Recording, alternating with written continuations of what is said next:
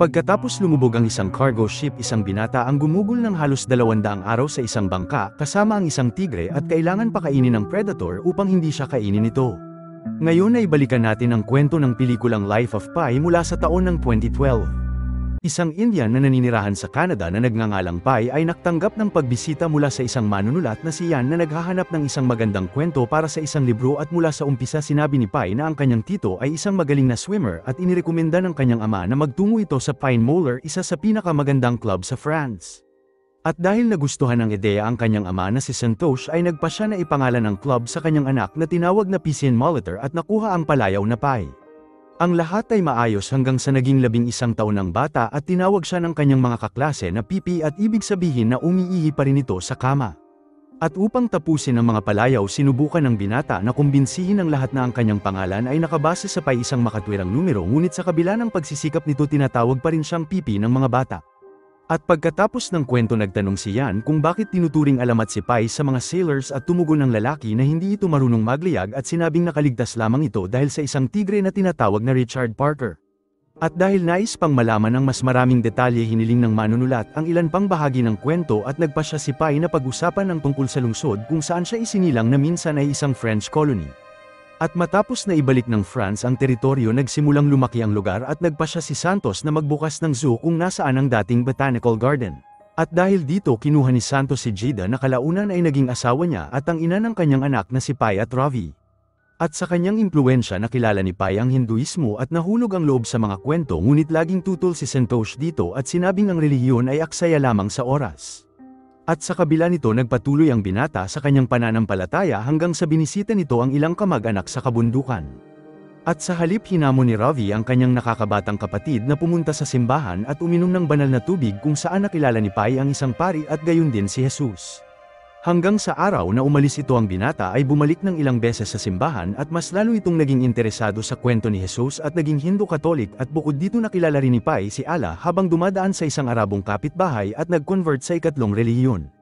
At nang mabalitaan nito ni Santos, nagsimula itong kunin ang kanyang anak at sinabing hindi nito matatanggap ang lahat. At sa kasalukuyang araw tinanong niyan kung paano nito nakilala si Richard Parker at sinabi sa kanya ng lalaki na noong bata pa ito bumili ang kanyang ama ng isang tigre para sa zoo. At dahil gusto niya itong makilala, kinuha ni Pi ang piraso ng karne at binuksan ang hawla upang lapitan ang hayop. At sa oras na makita nito ang nilalang, natakot si Ravi at tumakbo, ngunit si Pi ay nanatili sa rehas at inalok ang piraso ng karne sa tigre na papalapit sa kanya. At sa oras na makalapit ang hayop, dumating si Santosh at iniligtas ang binata dahilan upang umatras ang tigre. At dahil sa galit sinabi ng lalaki na ang mga hayop ay hindi niya kaibigan at hindi sumangayon ang bata dahilan upang turuan ni Santosh ang kanyang anak ng leksyon. At sa tulong ng isang empleyado itinali nito ang isang kambing sa bar at binuksan ang hawla upang lumapit ang tigre. At sa sandaling makita nito ang biktima, napunta ang tigre sa hunting mode at tumakbo ng mabilis patungo at tinapos ang kambing at nilamon. At matapos na makita ito, nagkaroon nito ng isang mahirap na buhay sa mga sumunod na taon hanggang sa makilala nito ang babaeng si Ananda sa panahon ng isang music lesson. At dahil napaibig, nagsimulang mapalapit si Pi sa babae, ngunit ang lahat ay nagbago nang tumigil ang konseho sa pagsuporta sa zoo at nagpasya si Santosh na lumipat kasama ang kanyang pamilya sa Canada. At habang patungo sa North America, malungkot si Pi na kailangan nitong umalis at kailangan aliwin ni Gida ang kanyang anak. At pagkatapos ng pag-uusap, dinala ng babae ang binata upang maghapunan kung saan naglagay ng karne ang kusinero sa plato kahit pa sinabi nito na isa siyang vegetarian. At sa pag-iisip na isa itong mali, hiniling ni Santosh sa cook sa salitang Pranses na gumawa ito ng ulam na walang karne, ngunit ang empleyado ay labis na bastos at hindi ginalang ang kanyang asawa dahilan upang magalit ito. At pagkatapos ng kalituhan, nakakuha ang pamilya ng isang plato ng kanin kung saan ayaw kainin ng lahat. At habang nasa mesa, lumapit ang isang Budista at sinabing habang nasa barko sila dapat tanggapin nila ang sarsa dahil sa lasa nito, ngunit tumanggi pa rin ang pamilya. At pagkatapos ng hapunan, sinamahan ni Pi ang kanyang ama sa cargo hold kung saan ibinigay ni Santosh ang mga pampakalma ng hayop upang maibsan ang kanilang stress. At sa gabing yun, ang barko ay naglalayag malapit sa Mariana Trench nang tinamaan ito ng malakas na bagyo. At dahil gustong makita ang maalon na dagat, bumangon si Pi sa kalagitnaan ng gabi at naglakad patungo sa deck kung saan nakita nito ang malalaking alon na tumutulak sa barko sa bawat paligid nito. At kahit pa nahirapan ng binata ay naglakad sa lugar, ngunit ang lahat ay nabago nang tinamaan ng barko ng dalawang malaking alon. At dahil nag-aalala tumakbo pabalik si Pai sa kanyang silid kung saan napagtanto nito na ang mga hayop ay pinalaya at ang silid ay napuno ng tubig. At dahil gustong tumulong sinubukan ng binata na lumangoy sa kanyang pamilya ngunit hindi niya maabot ang mga ito at dahil hindi alam ang gagawin sinubukan ng binata na bumalik sa itaas upang humiling ng tulong ngunit sinabi sa kanya ng mandaragat na ang lahat ay nawala na ang kanilang buhay at itinapon siya sa isang lifeboat. Habang sinusubukan ni Pai na sumigaw sa kanyang pamilya isang desperadong zebra ang tumalon mula sa barko dahilan upang maputol ang tali at nahulog ang bangka sa dagat na si Pai lamang ang sakay. Mag-isa at natatakot ginamit ni Pai ang emergency whistle sa pagtatangkang marinig ngunit hindi ito nagtagumpay. At dahil hindi na alam ang gagawin nagpa siya itong gamitin ng salbabida ngunit wala rin itong silbi at sinubukan itong kunin pabalik. At doon lumitaw si Richard Parker at lumanggoy patungo sa salbabida na ikinatakot ng lalaki. At gamit ang sagwan sinubukan nitong patambahin ang tigre ngunit hindi ito gumana at nauwi ito sa pag-akyat ng hayop sa bangka. At dahil natakot tumalon si Pai sa tubig ng isang higanteng alon ang tatama sa kanya at nagpilit sa kanya na sumisid sa ilalim upang maiwasan na tangayin. At habang nasa ilalim nakita ni Pai ang cargo ship na patungo sa ilalim ng tubig at ang mga hayop ng kanyang ama ay nilamon ng shark. At dahil natatakot na magaya sa mga hayop bumalik ang binata sa barko at kumapit sa dulo nito habang sinisigaw ang kanyang pamilya. At pagkatapos ng mabagyong gabi naging kalmado ang dagat at nagpahintulot kay Pai na tanggalin ang tubig sa bangka gamit ang balde. At pagkatapos nito lumitaw ang isang hyenas mula sa ilalim ng tarpaulin dahilan upang umatras ang binata at dahil sa tranquilizer hindi pa halos makatayo ang hyenas at medyo gaman ang loob ni Pai. At habang nag-iisip ito ng kanyang gagawin ng isa sa mga orangutan ng kanyang ama ay lumutang sa ilang saging at iniligtas ng lalaki.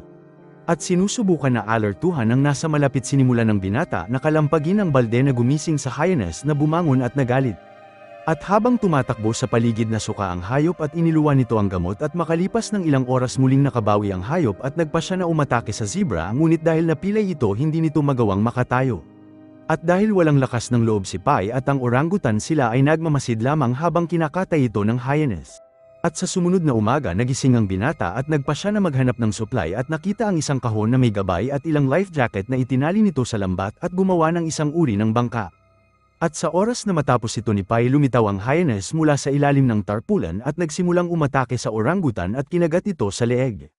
At dahil nais na ipaghiganti ang unggoy kinuha ni Pai ang kutsilyo mula sa kanyang kit at nagsimulang magbanta sa hyenas ngunit lumitaw si Richard Parker at tinapos ang isa pang predator sa isang kagat. At sa lalong madaling panahon sinubukan ng tigre na sundan si Pai ngunit hindi nito mabalanse ang kanyang sarili at sumuko. At sinamantala ang pagkakataon tumalon si Pai sa tubig at umakyat sa ginawa nitong bangka kung saan ito nanatili hanggang sa napalibutan ito ng mga shark. At dahil sa takot bumalik ang lalaki sa bangka at nagsimulang mag-imbestiga sa ilalim ng tarpaulin at nakahanap ng maraming pagkain at inumin. At dahil hindi makapaniwala sa kanyang swerte nagsimulang kainin ni Pai ang lahat ng makita nito nang makita nito ang isang daga sa ibabaw ng mga lata. At habang pinagmamasdan nito lumitaw ang tigre at sinubukan na umatake sa kanya ngunit muli itong napigilan ng tarpaulin.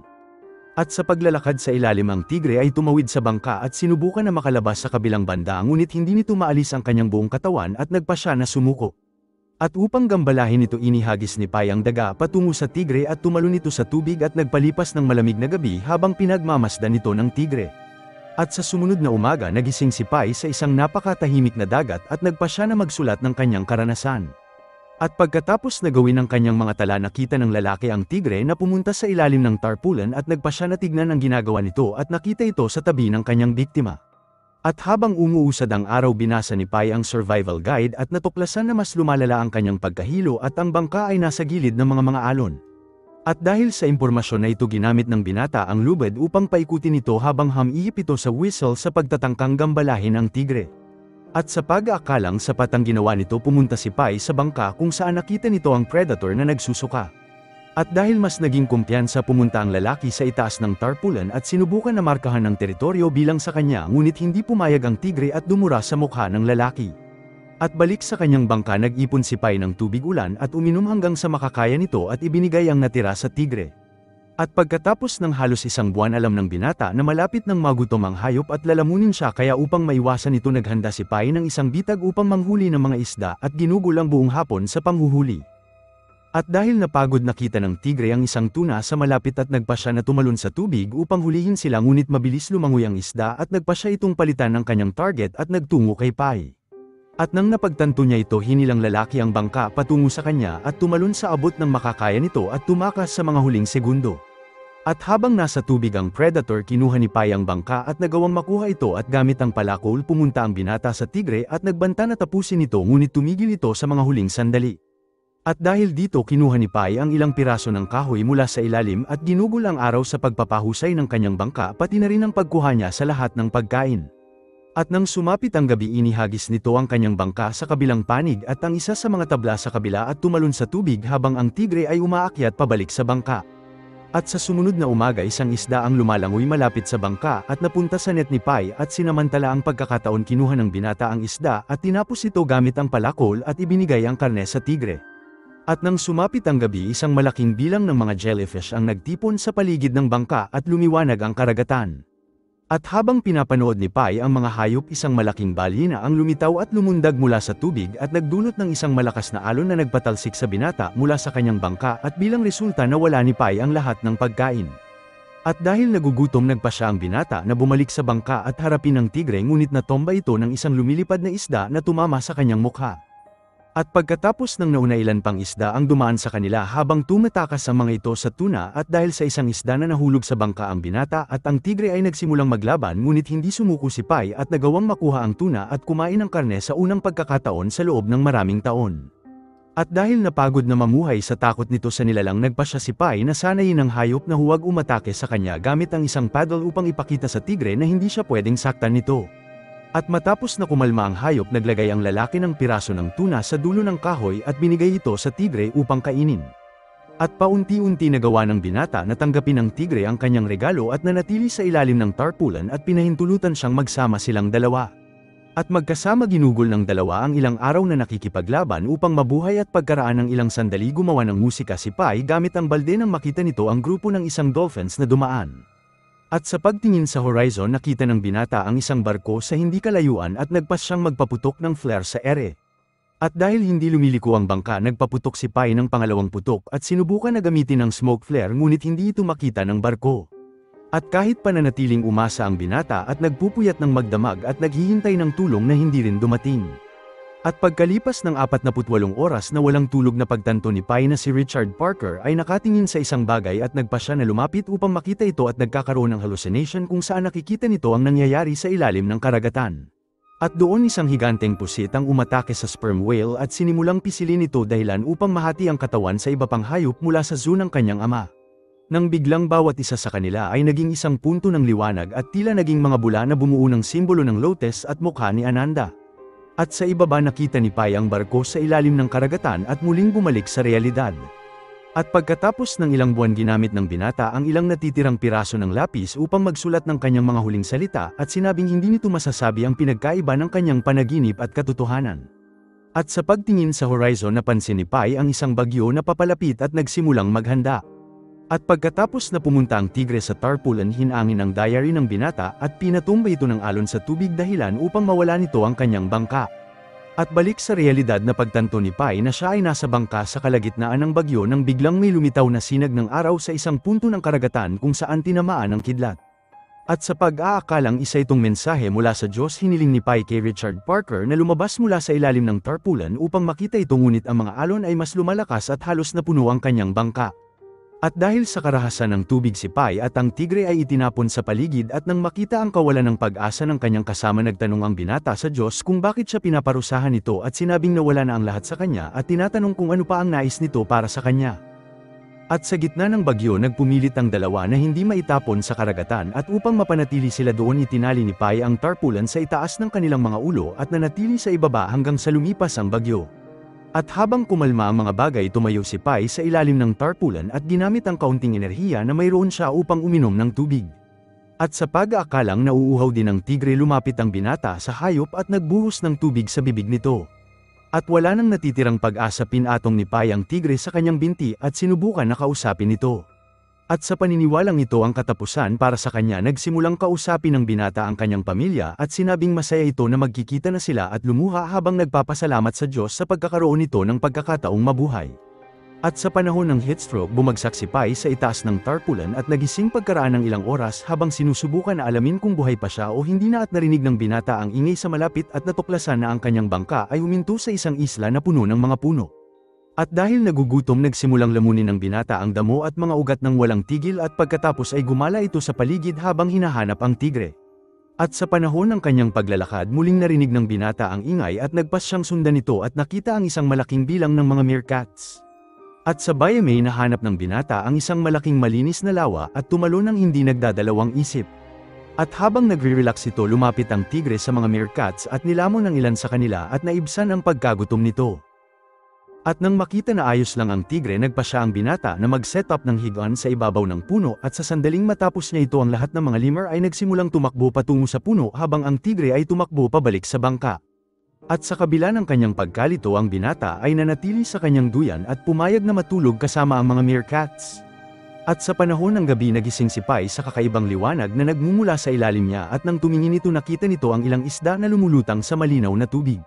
At sa pagtingin sa direksyon ng bangka nakita ng binata si Richard Parker na nakatingin sa kanya at hindi naghihinala na sa pananaw ng tigre siya ay nasa bunganga ng isla na tila hugis ng isang tao. At dahil nalilito kinuha ng binata ang isang umiilaw na halaman at nagpas siyang buksan ito at natuklasan ang isang ngipin ng tao sa loob. At sa pag-aakalang kabaliwan nito tinanong ng lalaki kung ito ba ay talagang ngipin at sumagot si Pai na ang buong isla ay carnivorous mula sa tubig hanggang sa lupa. Pagkatapos ay sinabi ng lalaki na sa panahon yun ang lugar ay isang normal na isla ngunit sa gabi ang malinaw na tubig ay nagiging parang asid sa tiyan at tinutunaw ang lahat na parang pagkain. Tinanong niyan kung kaninong ngipin yun at tumugon si Pai na pag-aari ito ng isang nawawalang tao na napunta sa lugar bago siya. At sinabi ng lalaki na ang taong ito ay inakala na maaari niyang gugulin ang natitirang buhay nito sa isla at sinamantala ang mga likas na yaman ngunit sa gabi siya ay ganap na natunaw at iniwan lamang ang kanyang ngipin. At balik sa kwento na pagtanto ng batang Pai na may mali sa isla at nagpa siya na umalis kasama si Richard Parker. At bago umalis pinuno ni Pai ang bangka ng meerkats para sa tigre at damong dagat para sa kanya pati na rin ng maraming tubig. At habang handa na ang lahat pinatunog nito ang whistle upang tawagin ang tigre at umalis sa isla at tinanggap na isa itong pahinga at mensahe mula sa Diyos upang magpatuloy sa kanyang paglalakbay. At dahil muling nakabawi at binata ay bumalik sa karagatan at narating ang baybayin ng Mexico pagkatapos ng 227 na araw na naliligaw. At kahit palabis na itong nanghihina pumasok si Pai sa tubig at sinimula na hatakin ang bangka patungo sa buhangin at sa oras na makalabas ito sa tubig bumagsak ang binata sa lupa at hindi na makagalaw. At halos kasing hina niya lumabas din ang tigre sa bangka at inunat ang kanyang binti ngunit nakakuha ng sapat na lakas upang maglakad patungo sa kagubatan at tuluyan na wala. At makalipas ang ilang oras isang grupo ng mga mangingisda ang dumating at nagsimulang bitbitin si Pai patungo sa ligtas at labis na naluha ang binata sa pagkakaligtas nito ngunit malungkot din dahil inabandona siya ng tigre. At sa dulo ng kwento sinabi nito sa manunulat na naghirap ito ng husto sa panahon ng kanyang buhay ngunit ang pinakamasakit ay hindi man lang ito nakapagpaalam sa kanyang mga minamahal. At matapos na marinig ang lahat sinabi niya nakahanga-hanga ang kwento at humiling ng pahintulot na isulat ito at natanggap ang kumpirmasyon ni Pai. At doon dumating ang isang babae kasama ang 2 bata at pinakilala ito ni Pai bilang kanyang asawa at mga anak at lumalabas na pagkatapos ng lahat nagawa pa rin itong bumuo ng sarili niyang pamilya. Salamat sa panunood. Kung nagustuhan mo ito huwag kakalimutan mag-like at subscribe para sa mga susunod pa nating movie recap.